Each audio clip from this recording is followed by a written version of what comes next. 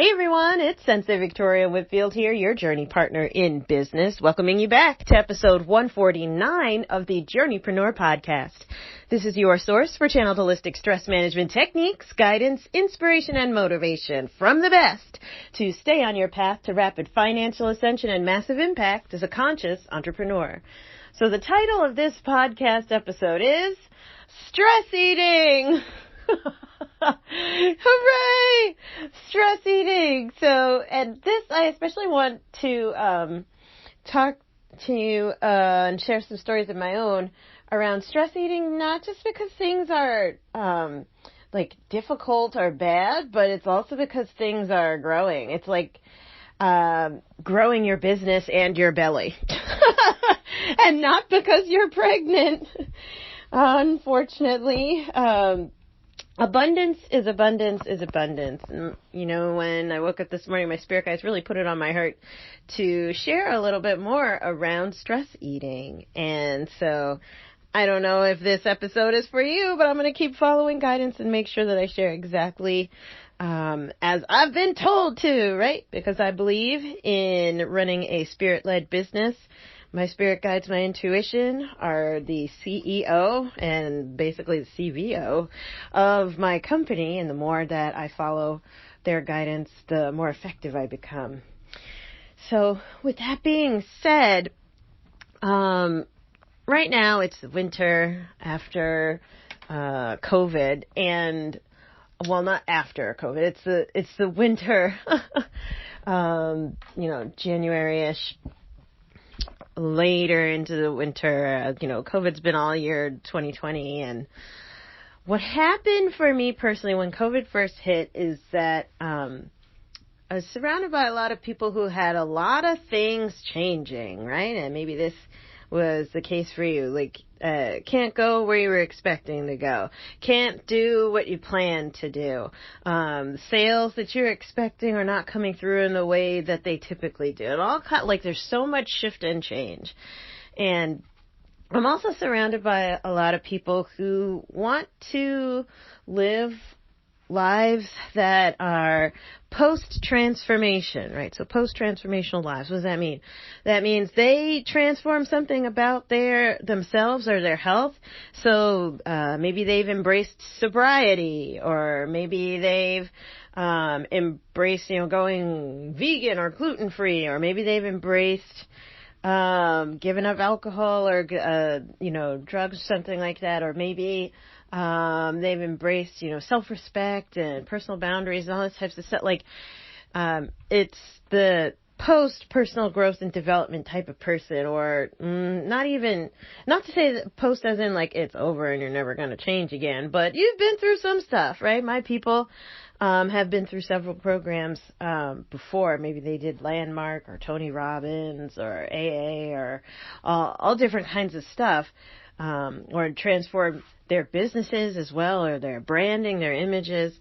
And so we live a lot more conscious lives. So I'm surrounded by people who have a higher level of stress due to change, but also who try to control their stress response. And all of life is a mirror. So I'm included in this. Like, why am I surrounded by all these types of people? Well, I happen to be one of them. I always joke with my clients that not only am I a client, but I am the president of the hair club for men as well. Yeah. So with that, okay, right there with you, trying to manage my personal energy in response to so much change, trying to and live consciously and be mindful and make sure that I am continuing to show up in a way that displays and conveys the fact that I create my reality and I am in control. Although I have had experiences of victimization in the past, I desire, right, as someone who's post-personal development or post-transformational experience, I desire to show up as someone who says, wait a minute, I can get myself back above the 50% line. I am in, what matters most is how I feel, and I can control how I feel. I can think with intention, and all these types of,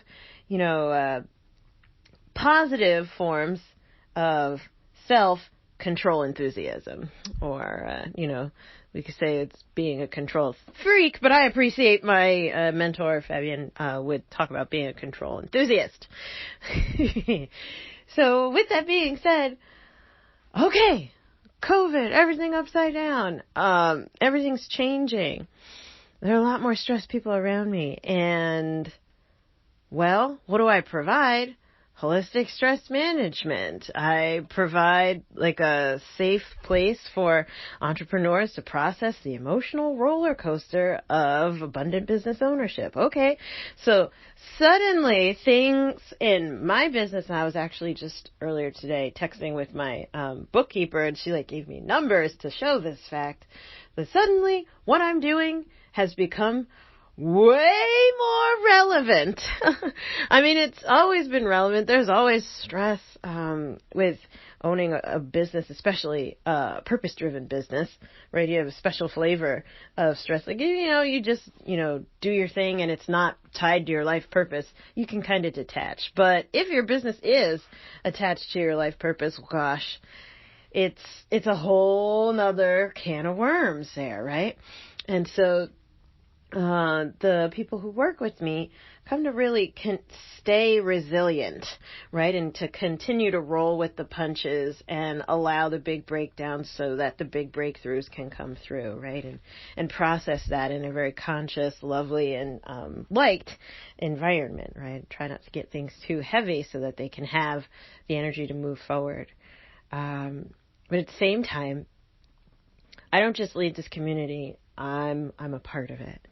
And so I had where some people experienced an economic downturn in 2020.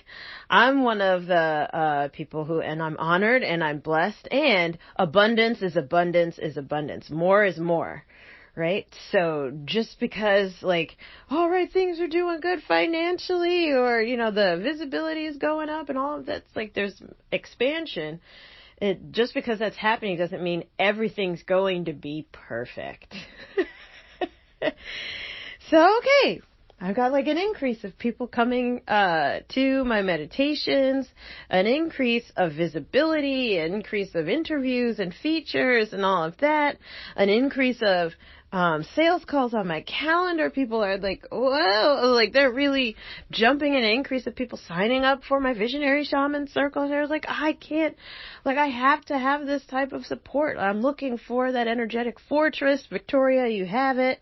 Let's go. And so this is fabulous. This is all of, you're looking at my goal cards on the wall and the things that I recite daily. It's yes, this is what I asked for. And,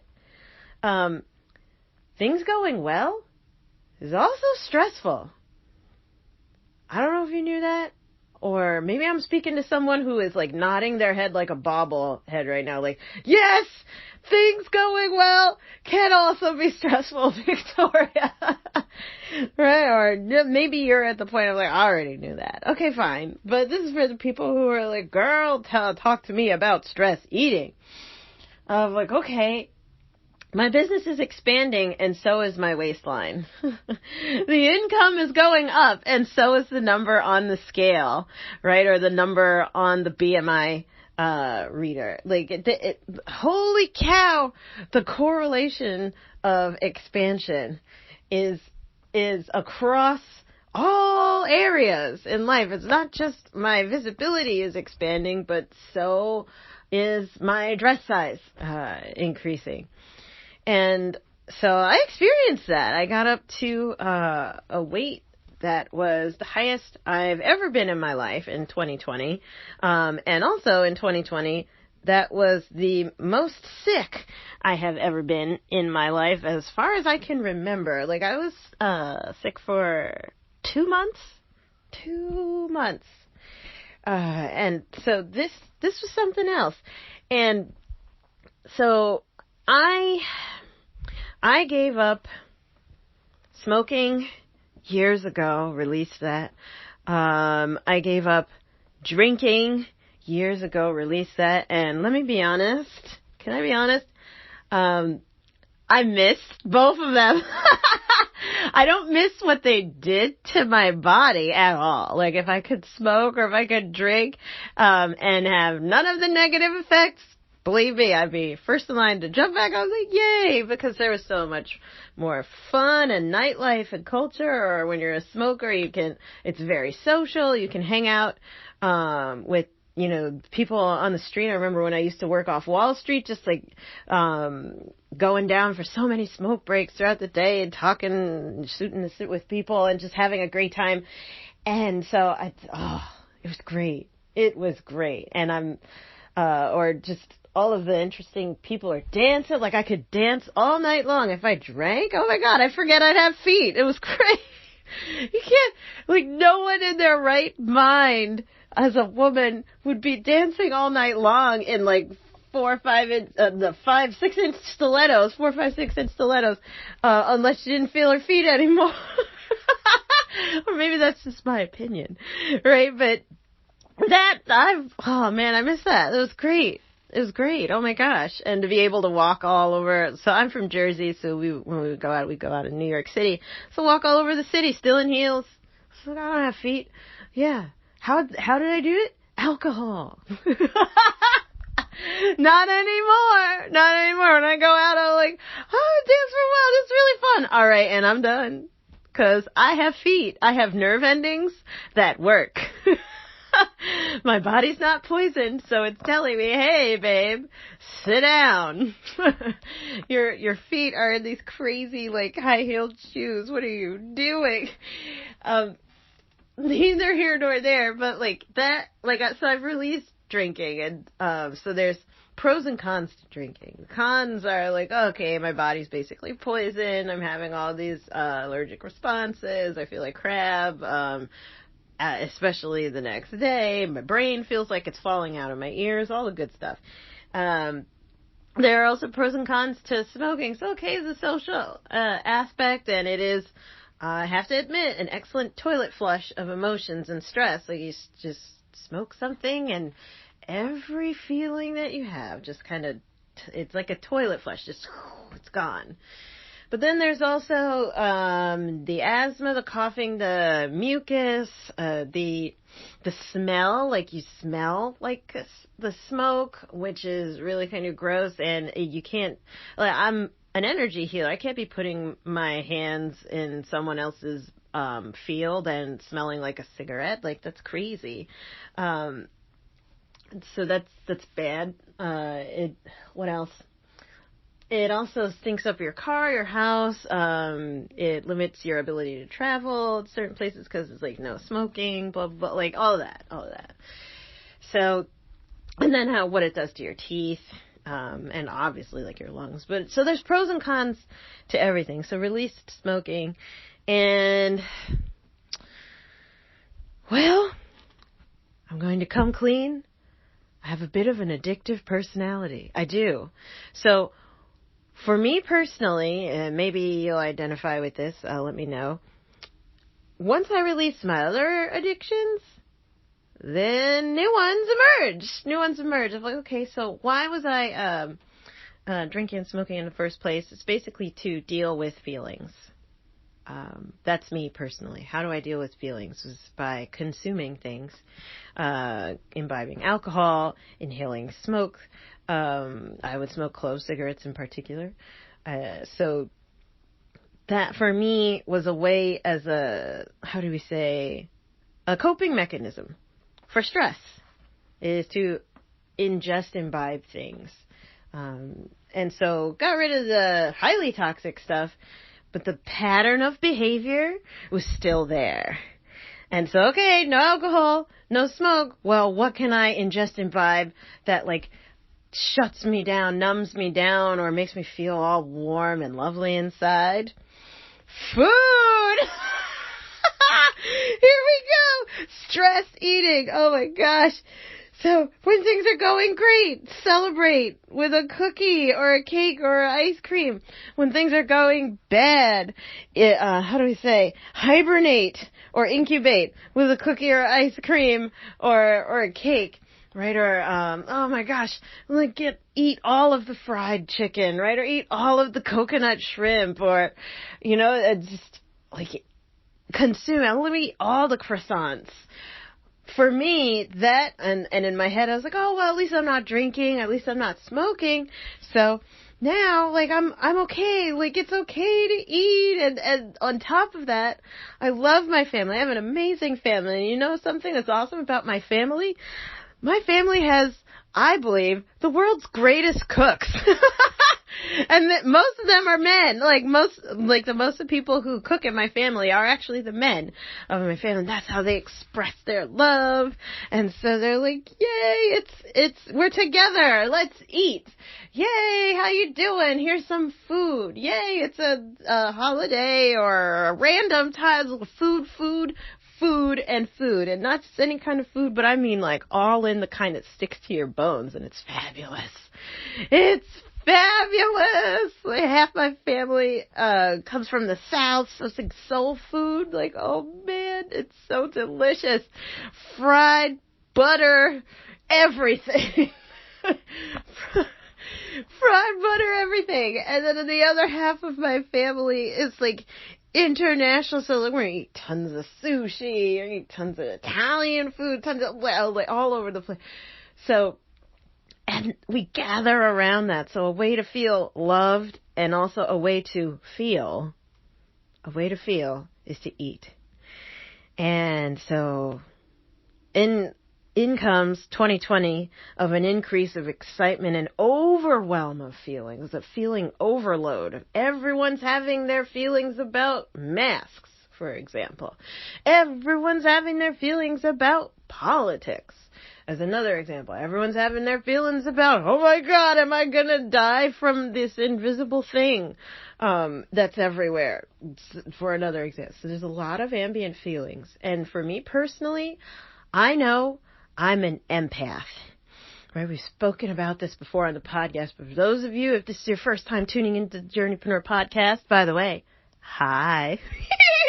Nice to meet you. But if you've never heard this concept before, an empath is someone who it's not being empathetic.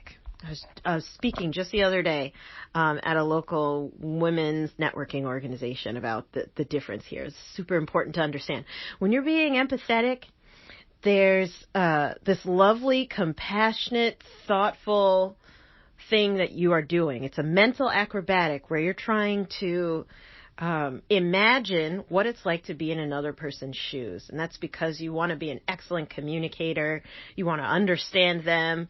You want to see through their eyes so that you can better connect with whoever you're communicating with. That is being empathetic. You choose to do a mental acrobatic in your head to serve the other person, right? Maybe because you want to improve your communication. Maybe you want to improve your ability to connect, whatever. Maybe you just love them, or you're just awesome, and that's cool. Or maybe you're evil and you're trying to get into somebody's head so that you could like manipulate them, because there's also that.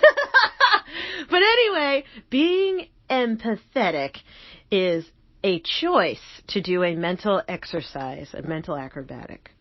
Whereas being an empath is something altogether different.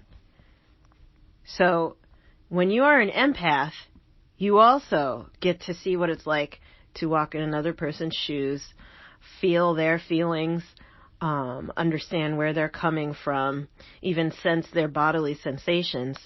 But this is not by your choice. This is something that happens spontaneously, at first, naturally, and it is not something that you ask for. It is whether or not you want to. So when you are empathic, and this is especially for people who have deep, intimate bonds, such as a mother and a child, or family members, or lovers, or things like that, or if you're really connected to the people in your friend group or your team, etc. If you are empathic, you can literally feel the pains in someone's body as if it's contagious and kind of jumped off of them into you.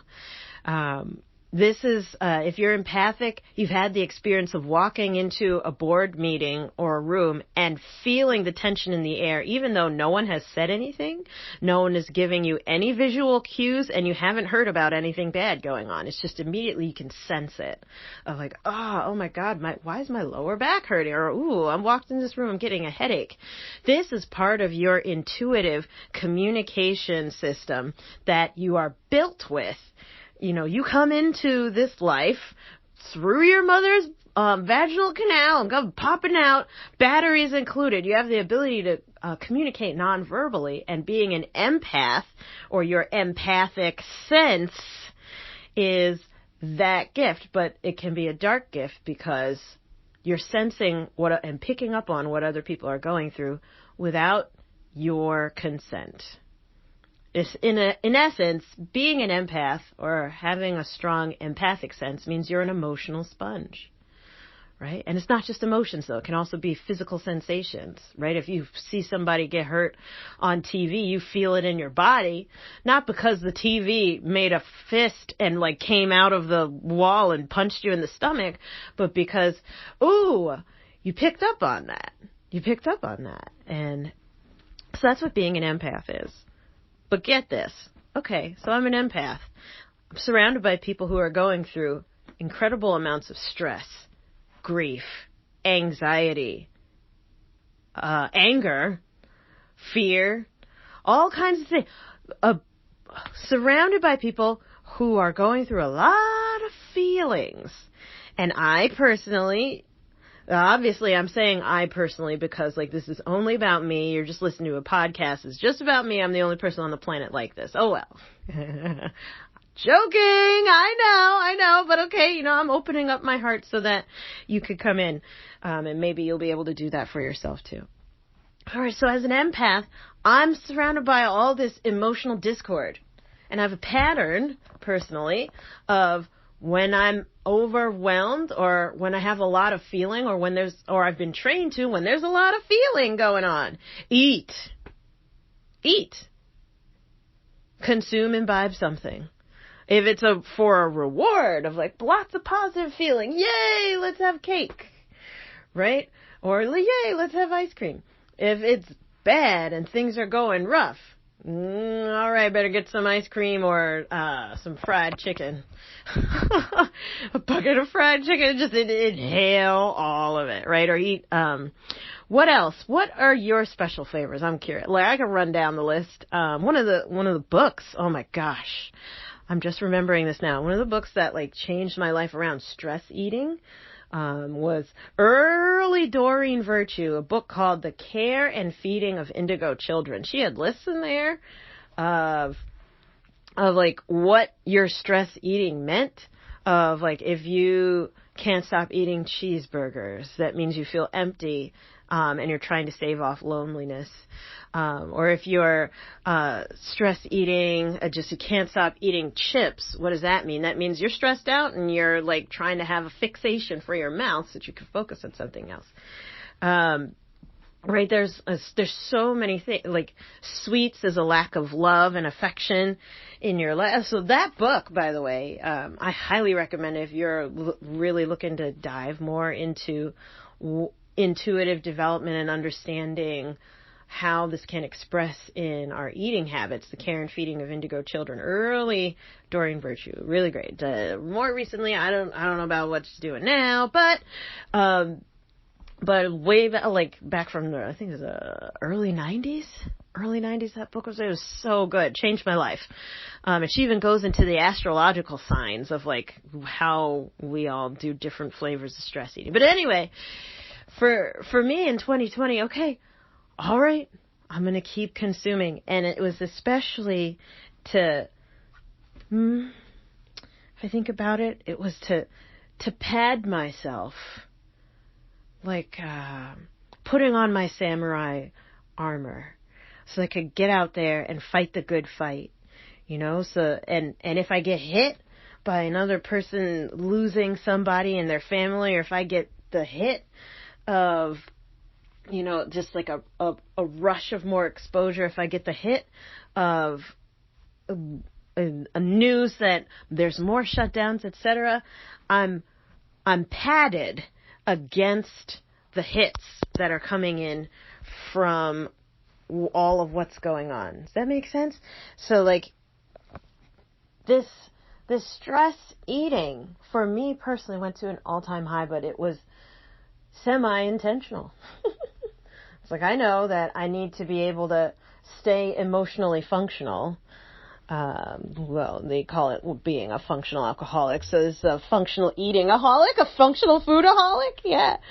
So I have to remain grounded, and there's nothing that grounds me more than a full belly of like a bunch of French fries and like a really nice like double cheeseburger or something. There's nothing that really grounds me or makes me forget all of what I witnessed throughout the day than my favorite ice cream. Give me a pint of that. It got to the point, I'm coming clean. I am so coming clean on this podcast right now, where I only really tend to eat twice a day. I've done that for years and years. I never really eat breakfast. I don't like eating before 12. It just, for my body, it doesn't really work out. I don't think that's for everybody, but for my body, I don't like eating before 12 noon.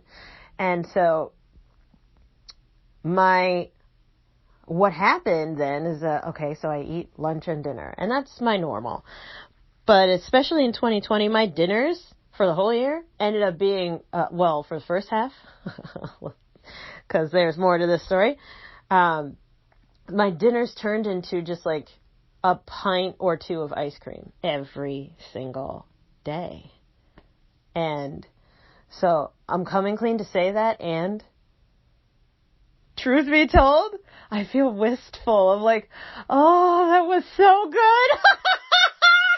Yes! Oh my God, it was so good. And my favorite, like, mushroom pizza with the spicy dried flakes on it. Oh yeah.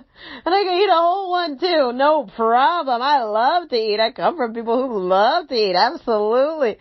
So it's just, I was having a good time. Oh my God, eating chocolate with those Ferrero Rochers. By the way, don't give them as a gift to me. I will, they will disappear into somebody else. They will not go into my body. I'll say thank you, but they're going to disappear.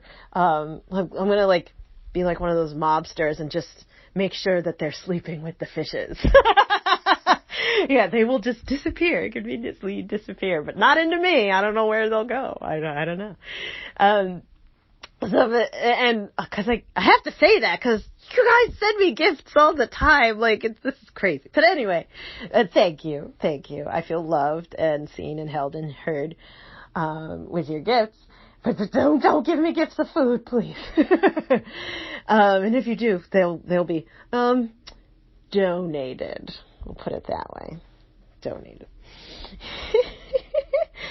I'm from Jersey. The mob makes things disappear. But anyway, so I was having such a great time eating everything. Oh my gosh, living my food fantasies. So, it is interesting because my business also started expanding, right? I'm having, making more and more, as I've told you in previous podcast episodes. And so, making what I used to make in a year, in a day, and having those experiences, and then rewarding myself with food. And so here's the thing. It was lovely and fun and yes, pleasurable. Like such a pleasure to get to taste all the foods and have the money to celebrate and enjoy and all of that. And what happened is there's pros and cons to everything. Shout out to my dear friend Patrick LaRouge. He says that all the time.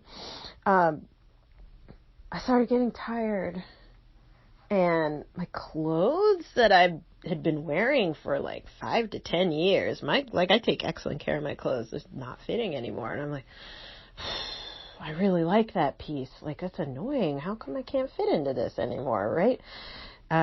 They can only get like one leg, or barely half a leg, into the pair of pants that I used to love, or the wonderful magenta colored tunic that I used to wear. Even you could see it in earlier videos on YouTube of my love letters on YouTube. So I was like, Stuff that I used to love wearing that still works. It's not broken, right? It feels fine. Happy, oh happy. Like, it's all of those clothes I said not fitting anymore. What's going on? And the exhaustion was incredible. The exhaustion, just having to take a nap in the middle of the day, and just never feeling rested.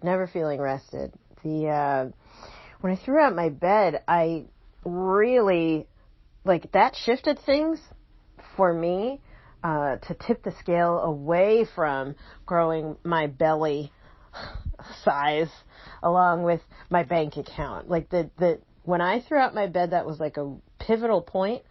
And I talked about this in a previous podcast episode, that really unhinged, or unrested the connection and entanglement between my business getting bigger and bigger and my body getting bigger and bigger.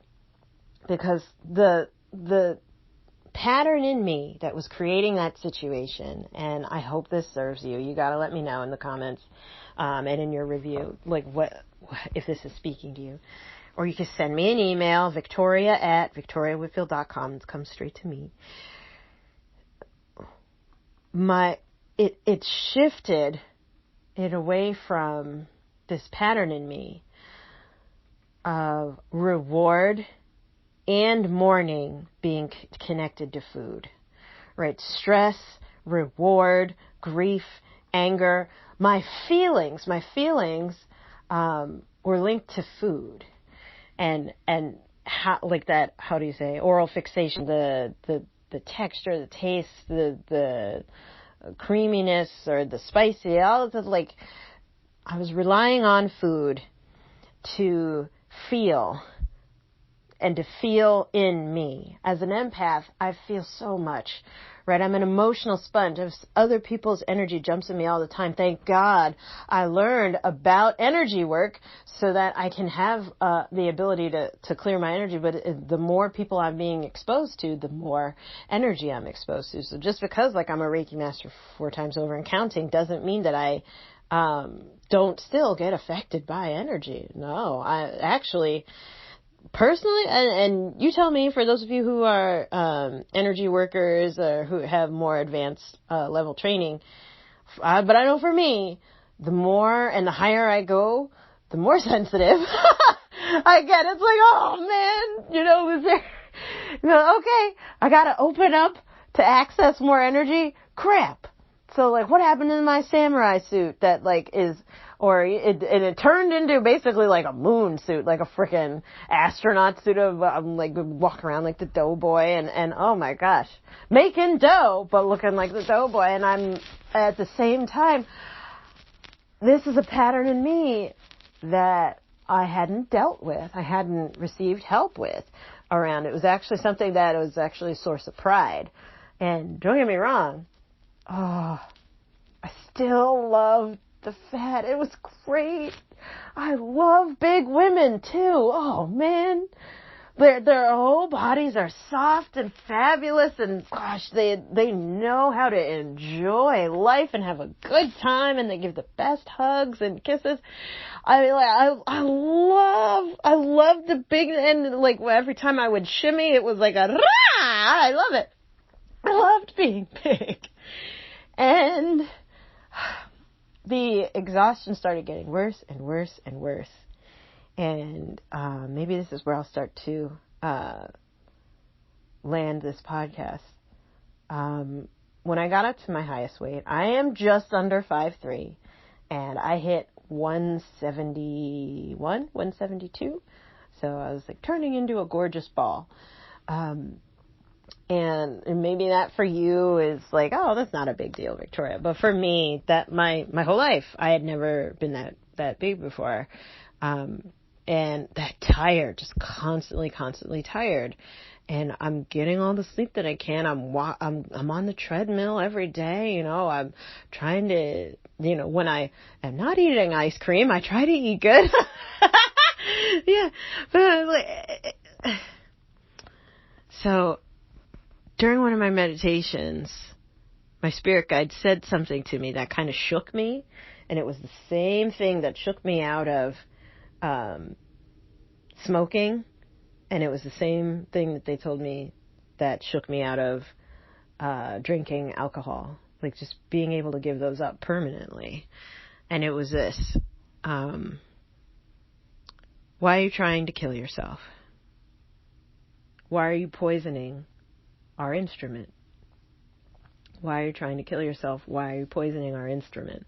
Now, side note, I've had friends of mine who are actually suicidal and all that types of stuff, and only back in my teenage years did I ever consider being suicidal. So things are going well for me, and I'm happy. I'm surrounded by people who love me, and I'm enjoying. I'm literally savoring my life, and so I'm not trying to kill myself. I'm not trying to do that. I've got work to do. I work with the best people on the planet. My family is like super strong and loving. I'm proud. I'm proud of and happy, and things are going really well. So when they said this in my meditation, it was in the middle of 2020, like mid-year. That was like a smack clean out of like left field. I'm like, what? What are you talking about? And so they would show me flashes of visions of me bright and strong, and then stuffing the bright and strong with toxic materials. And the toxic materials were the ice cream, the sweets, the carb binging, the protein binges. They would show me bright and strong and helping people, and then stuffing and basically crushing in a bad way all of that progress that I was making. It was as if every time I would stress eat, it was a communication to my spirit of, I'm checking out. I don't want this life anymore. I don't want to do this anymore. Like shut it down, shut me off me.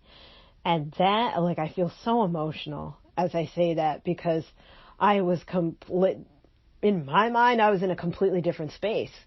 When I thought this was a celebration of life, and wonderful and goddessly and abundant and just savoring but not admitting to myself that, yeah, stress eating and stuffing down my brilliance, piling on the samurai suit, piling on my moon suit, so that I could be out in the world doing this work. It was a rejection of this work, piling on the samurai suit and the moon suit. It's a rejection of myself and what I'm doing and how I'm feeling, especially. It was a rejection of it. So I'm curious, why are you stress eating? Are you? Or do you know someone that you love, or your clients stress eating? Like, what are they rejecting? What are they stuffing down? What are they trying to pad against? Because, like, I know for me, I'm running out of options here of how to numb and dumb myself down so that I don't have to feel in order to be on this planet doing things. I'm running out of options, and running out of options, then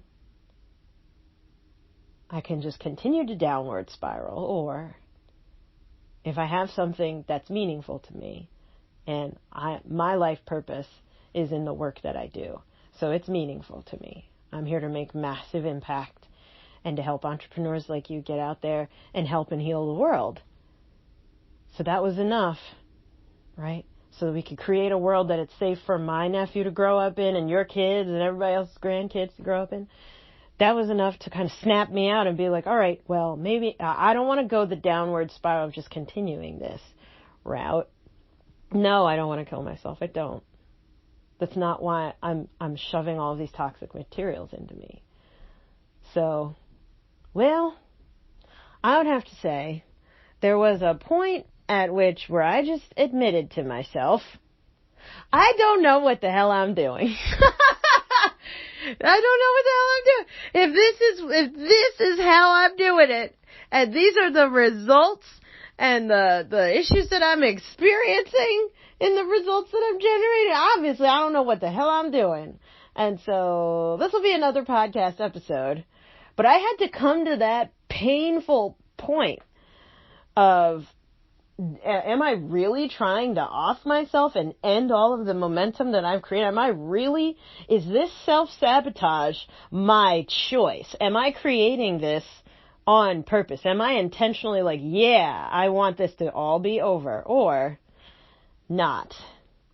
Because if so, I don't know what the hell I'm doing. I need to admit that, right? Was it AA 101? Hi, everybody. I have a problem. I'm a foodaholic. Yeah, I don't know what, like nutrition, portion size, nothing. Nope. My relationship with food has nothing to do with my nutrition and everything to do with my feelings. Stress eating, right? And mine was fueled by my business expansion and also my emotions, like trying to control my emotions in relationship with all of the instability in the world around me. I'm curious how that came up for you. Again, send me an email back, victoria@victoriawhitfield.com. I'd love to connect with you around this, right? Or you could private message me on Facebook, Sensei Victoria Whitfield. Yeah. So, all of that's to say, the stress eating came to a point where I decided, I don't know what I'm doing. If I'm going to continue to rise, I no longer want my ascension, my financial ascension, to be tied to the ascension of my weight. And so I got help. And that'll be in another podcast episode. Oh, what did that look like? What did you do? And I'm also going to be bringing some of the people, I do interviews here. I'm going to be bringing some of the people who helped me. By the way, at the recording of this podcast episode, I'm still receiving help and still processing, but I'm down 25 pounds and I'm going to keep it going. So yay! Right? I don't want to leave you with like a total cliffhanger. So things got better. Because I decided to receive help, I decided to change my paradigm. But here's where I'll end it. My current coach, who's helping me with my nutrition, said that, did you know that 87% of behavior is based off environmental cues? 87%, studies have shown, 87% of behavior is based off of environmental cues. If you change your environment, you can actually change your behavior, and when you change your behavior, you'll change your life. So when I said that, when I threw out my bed in July, it was like mid-year of 2020, completely got rid of it and have been sleeping on the floor ever since, on a fabulous, luxurious tatami mats with a custom made shikibuton and piles of furs, and I think I have around 12 pillows and counting, and the bed is heated and all this stuff. So I'm not sleeping on the floor just sleeping on the floor. Imagine Moroccan goddess on the floor, basically, but with faux furs, and I don't, real fur kind of creeps me out. But oh gosh, I love the faux mink to the gods, yes, and weighted blankets. Oh my gosh, yeah. But when I changed my environment, just my baseline of how I sleep every day, that changed my environment, and that also changed how I perceive myself, and that's what gave me the momentum to make the shifts to get help with my stress eating. So I'm curious, how will you do that? How are you going to change your environment? Something that you can't go back from now, that's going to force you to remember you matter. Your health matters. Your body is important. It's the sacred temple that executes on the divine's call for your life, right? What are you going to do? 87% comes from an environment. So with that, I think we'll bring this podcast to a close, by the way. So, if this is your first time coming to the Journeypreneur Podcast, welcome! Hi! Good to see you. Good to meet you. Thank you for sticking with me this long. I hope this serves you to stay on your path to changing the world, right? I'm a firm believer that when more good people make good money, more good happens in the world. So I hope this just gave you a little bit more inspiration and motivation to stay on your journey. Don't give up. And if it is your first time coming to the podcast, make sure you hit that subscribe button on iTunes if you're a Mac user, or on Podbean if you're an Android user, so that you get the notifications first as all of these episodes are uploaded and syndicated on iTunes. I would love to hear from you. And so let me just check. This is episode 149.